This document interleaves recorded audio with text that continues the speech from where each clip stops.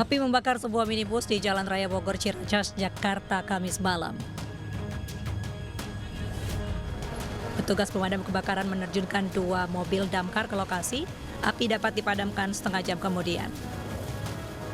Menurut pengemudi, api berasal dari bawah bagian mobil, kemudian membesar dan menghanguskan seluruh badan mobil.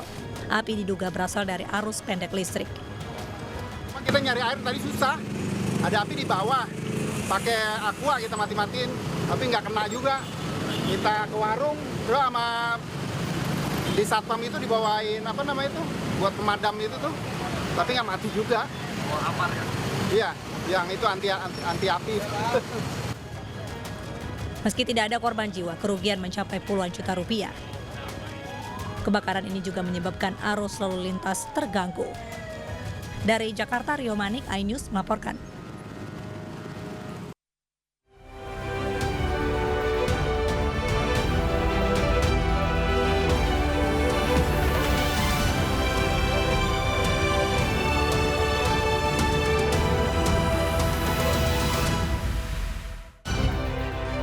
Orang tua tersangka penganiayaan yang juga pejabat pajak minta maaf.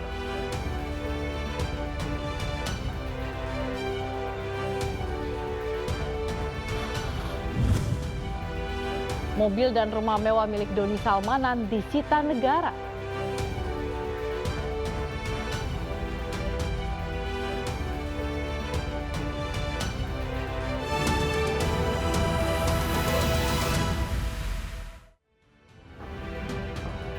Halo, selamat malam pemirsa. Ratusan karyawan perusahaan bongkar muat dari Konawe Utara nyaris bentrok dengan aparat pengamanan saat berunjuk rasa di depan kantor unit PT Antam di Kendari.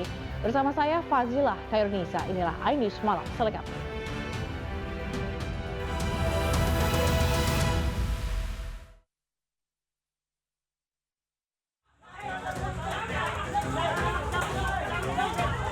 Aksi saling dorong mewarnai unjuk rasa ratusan karyawan dari berbagai perusahaan bongkar muat asal Konawe Utara di depan kantor unit PT Aneka Tambang di Kendari, Sulawesi Tenggara, Kamis siang. Ricuh terjadi saat para karyawan memaksa masuk mencari manajer kantor unit PT Antam, namun dihalangi oleh tim keamanan gedung. Massa berunjuk rasa menuntut agar PT Antam memberdayakan masyarakat lokal dalam aktivitas bongkar muat di Pelabuhan Jeti Konawe Utara. Selama ini kami tidak pernah diberikan itu. Bagaimana kami bisa penuhi persyaratan yang kemudian sesuai dengan peraturan di internal PT Antam atau ketentuan peraturan undang-undang, kalau kesempatan tidak pernah diberikan kepada kami. Bahwa hal ini bukan mereka tidak tahu, mereka sudah tahu. Ada asosiasi pengusaha bongkar muat, ada asosiasi kajian kapal ikan Konawe Utara, tetapi kami tidak pernah dilidik bahwa yang kemudian pola kemitraan yang kemudian terjadi hari ini itu bukan kami. Kami menyatakan bahwa ini bukan dari pengusaha lokal Kota Kendari. Karena tidak ada yang menemui, massa akan menduduki kantor unit PT Antam di Kendari hingga tuntutan mereka dipenuhi oleh manajemen PT Antam.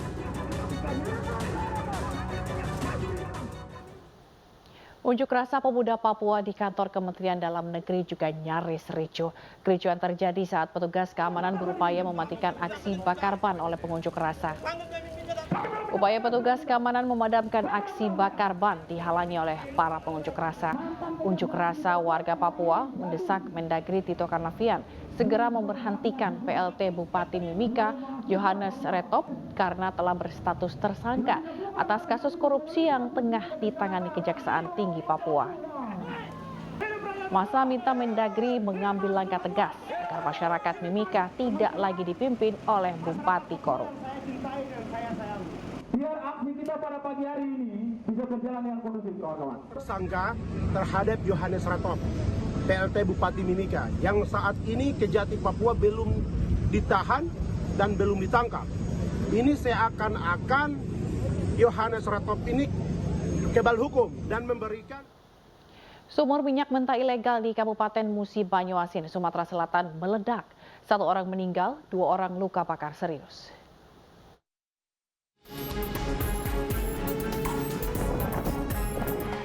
Kobaran api dengan cepat melahap 3 sumur minyak mentah ilegal di Dusun 5 Desa Keban 1, Kecamatan Sangadesa, Kabupaten Musi Banyuasin, Sumatera Selatan.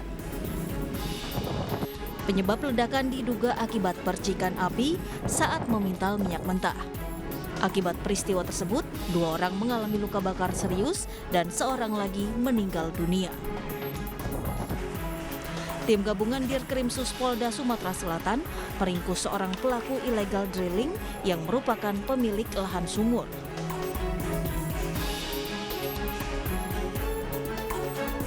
Akibat dari meras minyak itu, kemudian ketiga tersangka melakukan aktivitas merokok di TKP dan pada saat korek dinyalakan dan terjadilah kebakaran yang menyebabkan 3 orang luka bakar, 1 meninggal dunia dan 2 luka bakar sekira 60 sampai. Sebelumnya, aktivitas pengeboran sumur minyak ilegal telah dilarang petugas dan dihentikan. Namun pengeboran di lokasi tersebut masih saja tetap dilakukan. Untuk mempertanggungjawabkan perbuatannya, pelaku diancam hukuman maksimal 6 tahun kurungan penjara dan denda 60 miliar rupiah.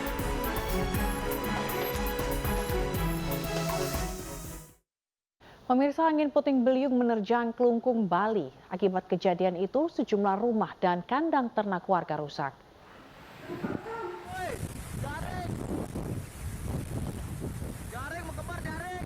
Angin puting beliung menerjang wilayah pesisir pantai Lepang, Kecamatan Banjarangkan, Klungkung, Bali.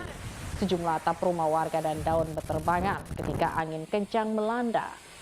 Peristiwa ini terjadi sekitar pukul 15 sore tadi.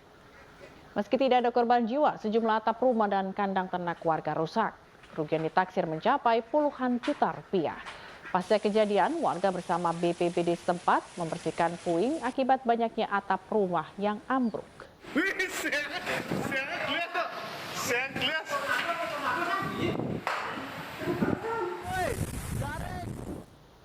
Polda Metro Jaya berhasil menangkap debt kolektor yang membentak dan memaki anggotanya. 7 orang ditangkap di daerah yang berbeda. 1 orang sempat melarikan diri hingga ke daerah Saparua, Ambon.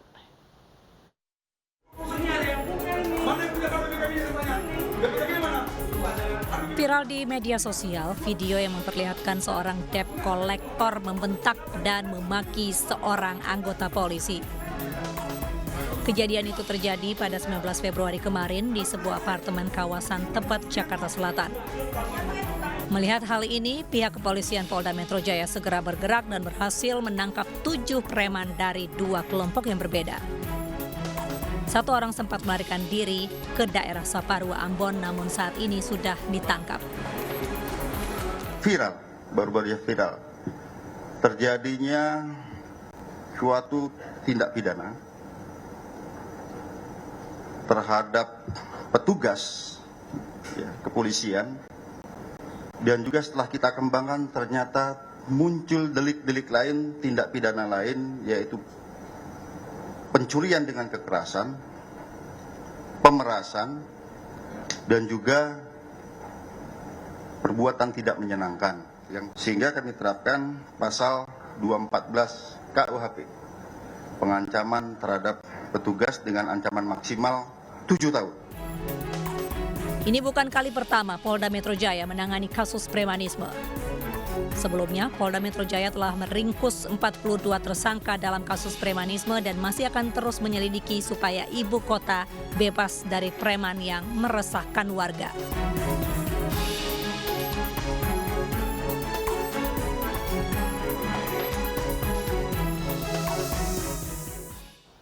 Rekonstruksi pembunuhan wanita cantik oleh mantan pacarnya digelar Polres Pandeglang. Saat rekonstruksi digelar, warga histeris dan meneriaki pelaku.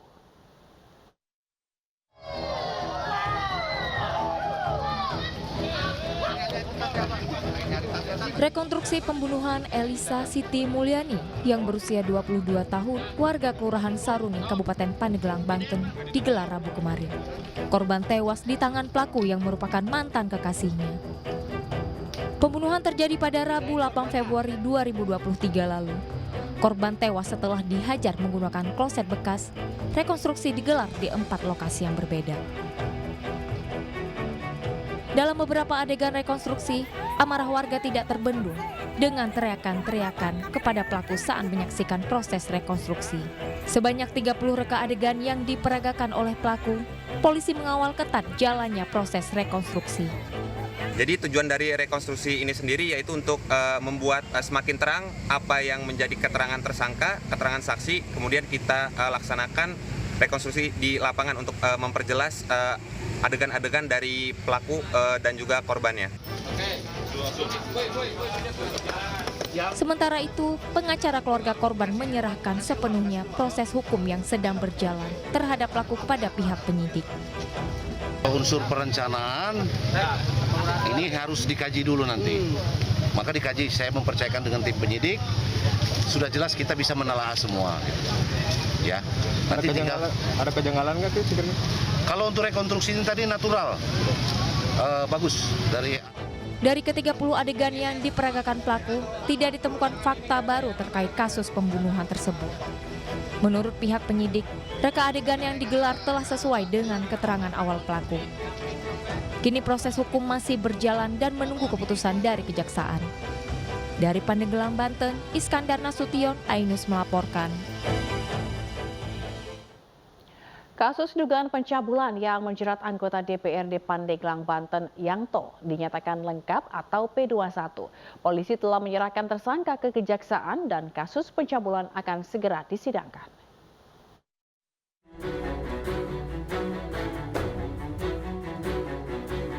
Penyidik Polres Pandeglang melimpahkan anggota DPRD Pandeglang, Banten, Yangto ke Kejaksaan Negeri Pandeglang.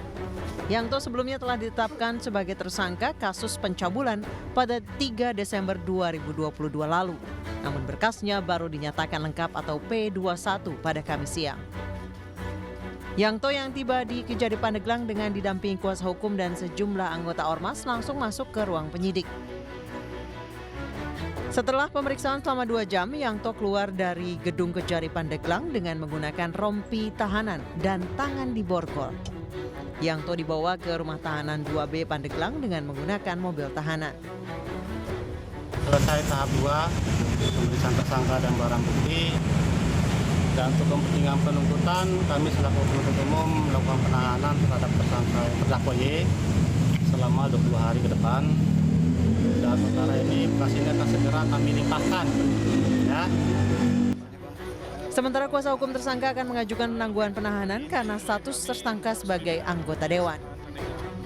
Masih jadi anggota DPRD, kami lampirkan surat tugas selaku dewan. Ini mengganggu dinamika perpolitikan, mengganggu konstituen, mengganggu dapilnya, aspirasi tidak terserap bila mana ini ditahan. Jadi kami inginnya ketika proses ini berjalan, sidang tidak apa-apa, siap panggilan kami hadir, sidang dan lain-lain. Itu kita mintanya begitu. Anggota DPRD Pandeglang Yangto ditetapkan sebagai tersangka setelah terbukti melakukan pelecehan seksual terhadap seorang mahasiswi berusia 18 tahun di Kabupaten Pandeglang. Setelah penetapan tersangka, Yangto tercatat 6 kali tidak mengikuti rapat paripurna. Bahkan Badan Kehormatan DPRD telah mengirimkan surat teguran terhadap Yangto.